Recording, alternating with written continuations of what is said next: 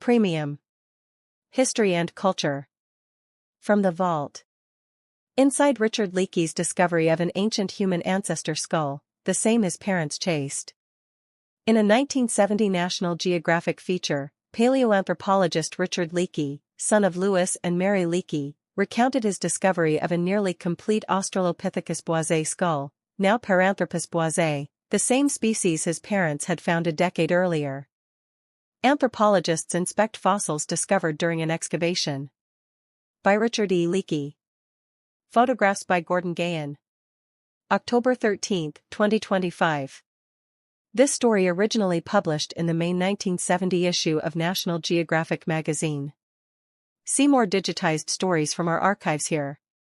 In fairness, I must give credit for the dramatic find to a camel, a large ungainly beast who had already won my affection with his deep brown eyes. I called him George.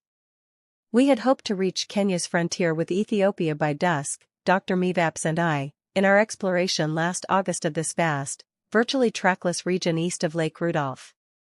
It was the second season of our survey to learn the nature and extent of the area's fossil deposits. Had we been traveling in the relative comfort of a Land Rover, no doubt we would have dismissed a small rocky outcrop some 2 miles east of our course as not worth investigating.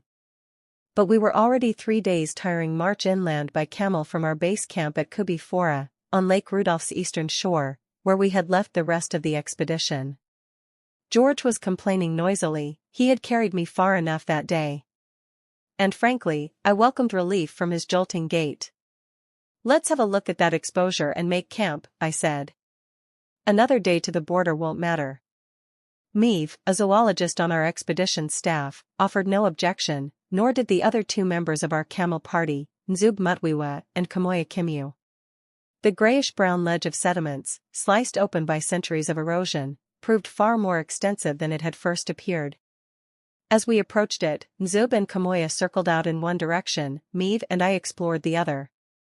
Almost immediately we found fossils, heavy, bleached bones of ancient elephants, pigs, and other animals of the late Pliocene or early Pleistocene epochs, 2 to 3 million years old. Camels carry the 25-year-old author, left, and his party along Lake Rudolph in northern Kenya.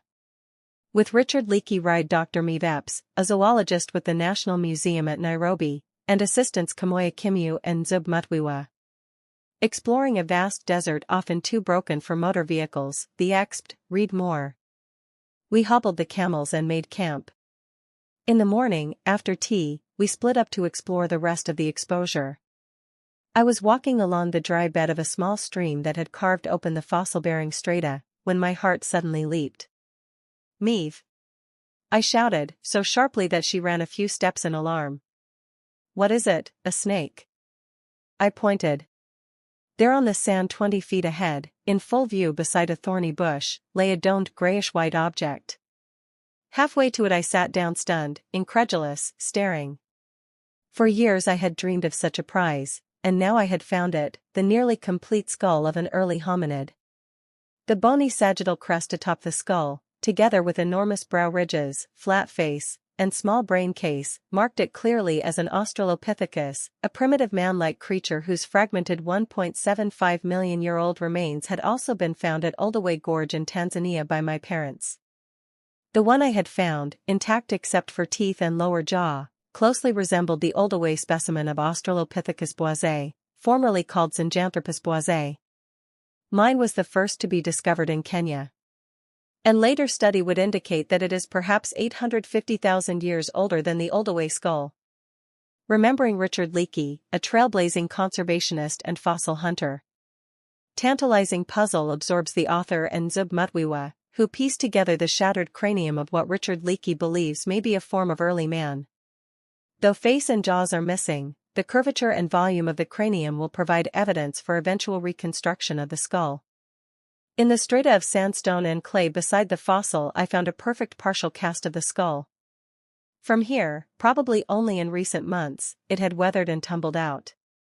Carefully we photographed everything, built stone cairns to mark the place, and packed the skull. The 4 of us hastened back to base camp in triumph. This fossilized cranium is only one of the achievements of 2 seasons of hard work in this largely unexplored stony desert of Kenya's eastern province.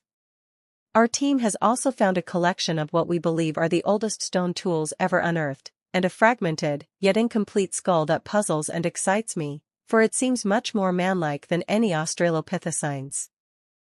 About 10,000 years ago, the level of Rudolph stood some 200 feet higher than today.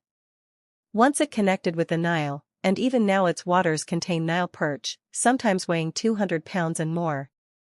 But then it shrank drastically, like other Rift Valley lakes, perhaps as climatic change altered the rainfall pattern. In prehistoric times, great quantities of ash, and sometimes lava, erupted from volcanoes surrounding Lake Rudolph. The ash, together with soil and sand washed into the lake, built up thick sedimentary deposits.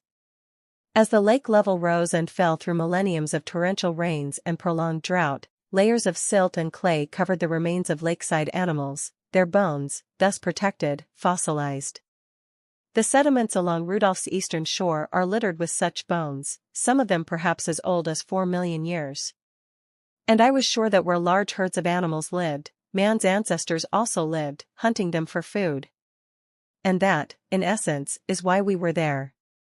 Stone tool confirms Rudolph's promise. In 1967, I had been co-leader of an international expedition to explore the Omo Valley, north of Lake Rudolph in southwestern Ethiopia. Teams from the United States and France, and my own party from Kenya, were given permission by the Ethiopian government to investigate rich Pleistocene formations along the lower reaches of the Omo River, which drains into Lake Rudolph.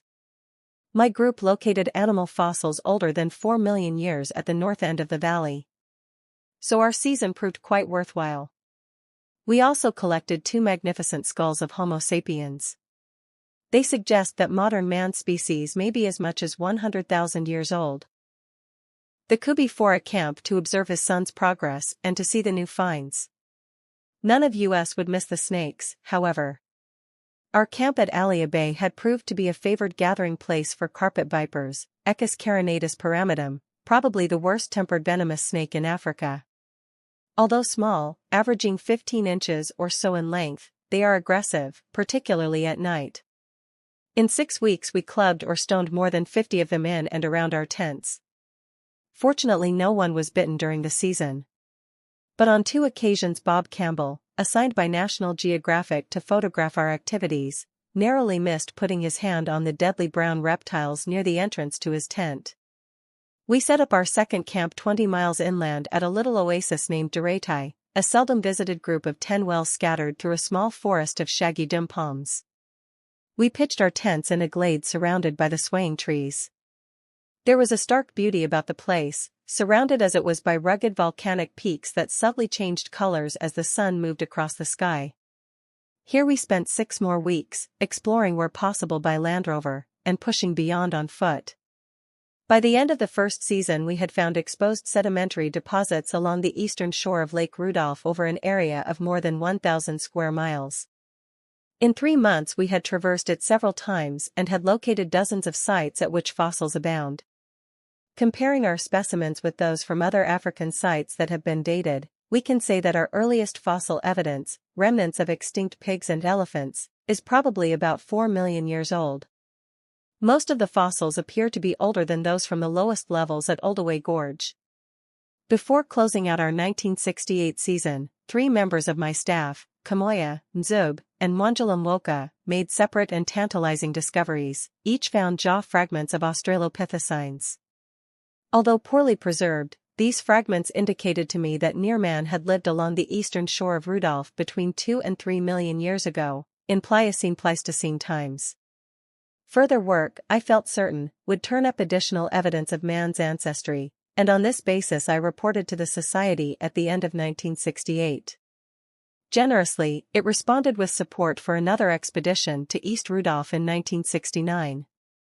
A contribution from the William H. Donner Foundation Incorporated, of New York City, enabled us to incorporate important aerial mapping of the Rudolph area into our plans.